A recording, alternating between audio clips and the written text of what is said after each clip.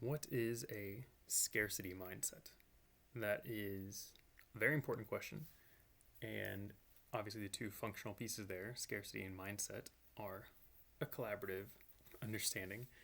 Mindset being I think, the deeper thing to understand here. We've talked about that before in these videos, and most people know the word and associate it with something. But I think most people dramatically underestimate the impact of it, similar to the word perspective. We all just kind of assume we're walking through things okay, but once you have a radical perspective or mindset change with something in life, you realize how shockingly controlling these things are. And scarcity is the other word there. So we all have an idea of what scarcity means. There's a dictionary definition for sure, and why not just rely on that? However, I'm going to add something more on the psychological end. But when we think of scarcity, a lot of people will think lack. There's not enough. There's a scarce amount. It's limited. Only so many people can have it. And is scarcity a real thing? Yeah. It's objectively real. There are scarce things. But even still, it's perspective.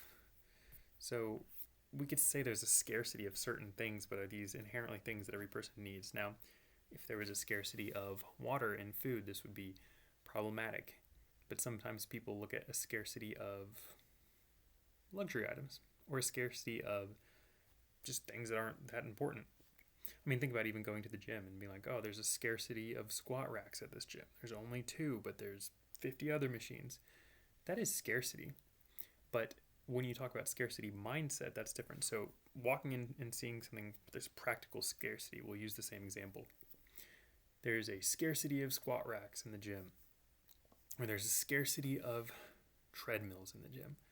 They're all taken. Oh no, now what am I supposed to do? I was going to walk on the treadmill or run today. I was going to squat or bench press maybe, if those are a combined rack, and they're both taken, or they're all taken. Now, a scarcity mindset will look at that and say, therefore, I cannot work out. Therefore, my workout is ruined. An abundance mindset looks at it as an opportunity to be creative and perform differently. Why do we run? Well, are you working on a really good mile time? Then I totally get it. That's going to get in the way. But I wonder today if there's different type of conditioning you can do. Can we do maybe the stair climber or an elliptical or a bike and still maybe do the same amount of cardio and then work on some sort of knee mobility? Okay, we can still work towards the goal. Squat racks take in, and I was going to squat on it. Are there any other machines or any other ways that you can get a quad workout? Is there anything else you can do to still work your body? And I will tell you, especially in the weightlifting world, some of the best in shape people complain the least about the availability of machines or squat rack. Now, yes, if this happens every single time, we need to make some adjustments on when we're there, and you don't want to always be fighting uphill for the thing you need. However, when an obstacle comes your way, how do you look at it? With scarcity? Do you look at obstacles with a scarcity mindset or an abundance mindset? And I will tell you, in my world, the professional world that I'm in, which is therapy as well as business consultation and trainings, there's so many therapists in this area, and there's so many in the Kansas City area where I'm at.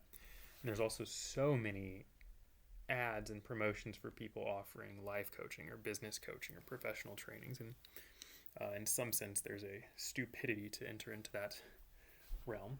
But there's also a high need. And so the question is, do you see an abundance? And there's not always room in certain spaces. Or do you see a scarcity of the thing that you're aiming for, right?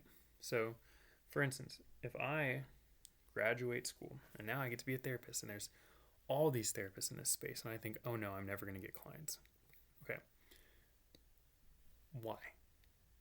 It's a scarcity mindset to jump right to that. Because you're saying, I'm not good enough, I can't compare, I'm not, It's almost always associated with negativity. Very rarely do we approach scarcity with a mindset of practicality and just saying, you know what, it just is this way. It just is limited. So there's almost always some element of self-doubt or self-deprecation involved with this as a mindset. And let's keep that as the focus here. It's a mindset that we're talking about, not a full practicality. Again, going back to the gym metaphor, the practical is there's not any open squat racks. The mindset is I'm now not able to do my workout. Those are different. One is just objectively true. The other is perspective. At times objectively true, but most of us don't default to the honesty of that situation. So don't default to just assuming you can't then make progress. So if you want something and you're aiming towards something and you're working towards something, there is enough pretty much all the time. And let's pretend you live your life with an abundance mindset, or you're considering doing it. Actually, let's focus on that.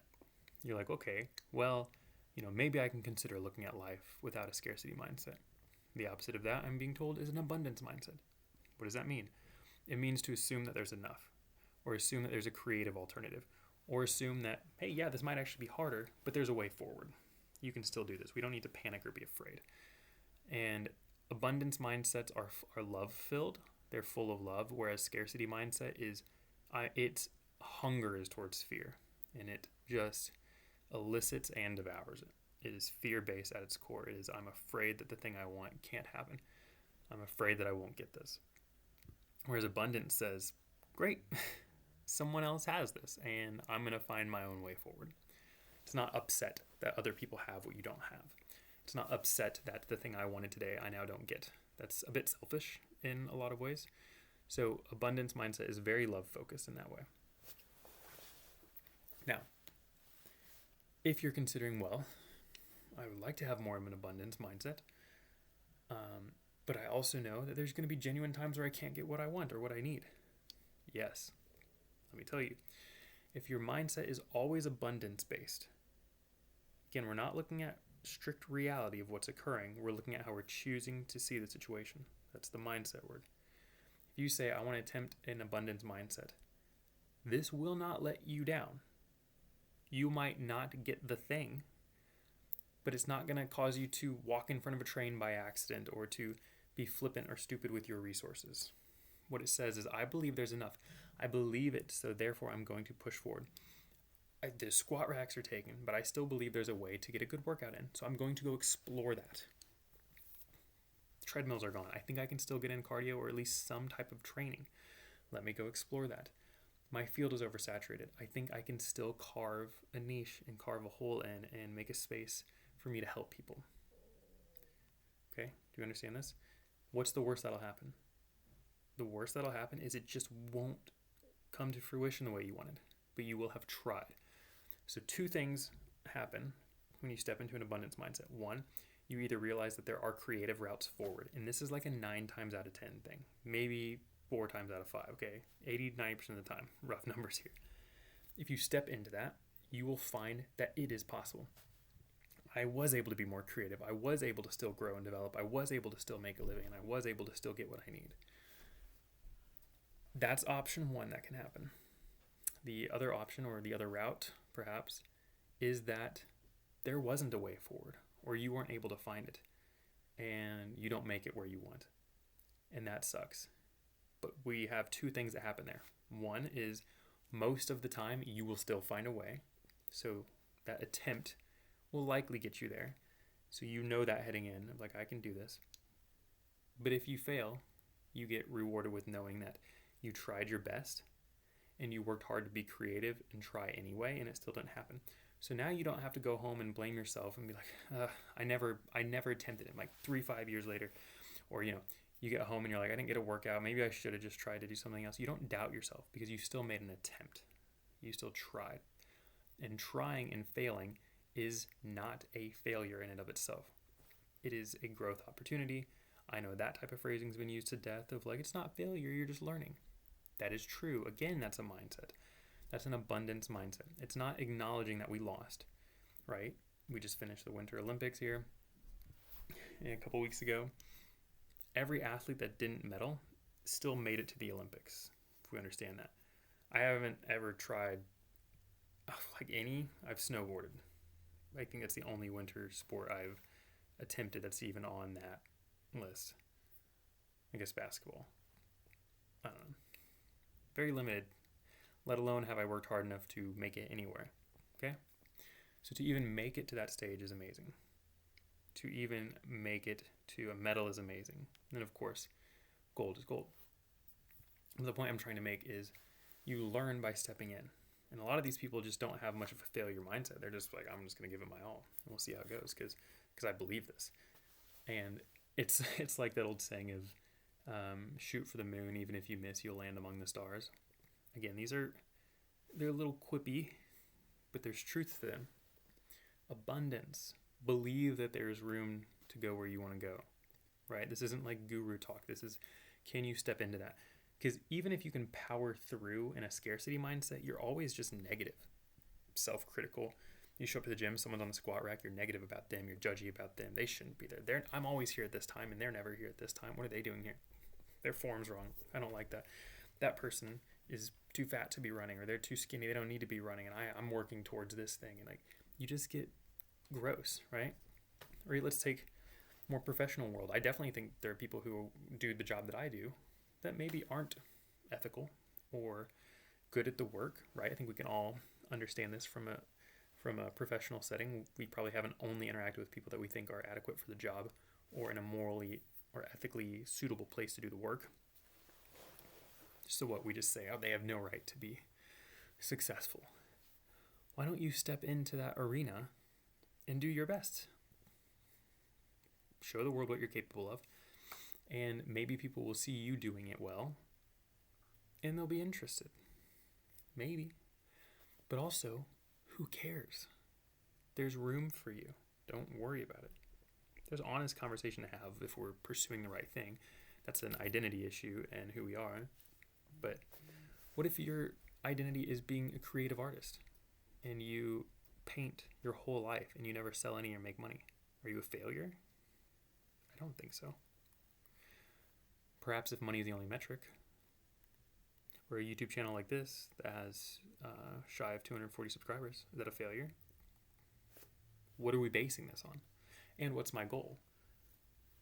What space am I carving? And is 240 people a space? That's a huge space, right? That's a school or a church size or a basketball league. It's not nothing. Do we understand that? So knowing that if you can just get out of your head and look at your situation and what you're aiming at, it narrows your vision and the abundance is there. Because scarcity is also really wide. We look at everything we don't have, and there's more that we don't have than we do have in terms of strict practical possessions. However, the internal heart, soul, mind, that's pretty infinite. There's no, I love this area of research on memory, is that as far as I know to this day, last I checked, there is no known limit to memory capacity. Like, there's just room in there to remember everything. And some people do, and they actually don't really like that. From my understanding, they don't prefer to remember everything. But there's just room. And you talk to anyone who is just so advanced. You talk to a 90-year-old who spent his whole life in a career and just even like spiritually developing, personally developing, professionally developing, and you ask them if they've arrived, they'll almost certainly tell you no, that there's still so much to learn. The internal journey is wide and deep. The scarcity journey has no depth. It's wide. We can never see the end because it's always being stolen from us by other people. And it's ironically about us in the wrong way. So anyway, pursue an abundance mindset and see how it suits you, how it fits, and avoid scarcity. Because if you're going for abundance, if you lose a client, if you lose a customer, if you move the wrong way on the scale, things like that, you know that that's not the end of the world. You know that there's more out there. You know that you can step back and try again and do better. You know that there's millions of people that still need the service that you provide. There's millions of people that your smile and interaction with can bring joy to their day. There's just more. There's more. And if you're so focused on what you don't have, you're just defeated all the time. And that really sucks. That's an awful way to live, and people do it all the time. Sometimes willingly, oftentimes they're not realizing how much they're allowing it. So don't do that. Step into freedom. Don't be scarce in your mindset. Be abundant. Be love-based. Pay attention to where you sense scarcity and fear, and where you don't trust that things will be okay. And press into those and supplement and replace them. So everything I've said is easier said than done. I mean, as always, comment, thoughts. My contact info is in the bottom. I have these conversations with people every day. Love it. So reach out on those if you'd like, which are not YouTube. Those are emails and other forms of contact. And yeah, I'll do what I can because it's fun. This is fun for me to help people work through this and find that kind of freedom in their day to day. And I've done it with myself a lot, and it's an ongoing journey, and it's great and beyond worthwhile. So that is that. Happy Monday, and come back next week. If I remember right, that is my 100th week in a row next week. Big deal. No idea what I'm talking about yet, but I will probably reflect a lot on it. So hopefully see you then, and happy Monday.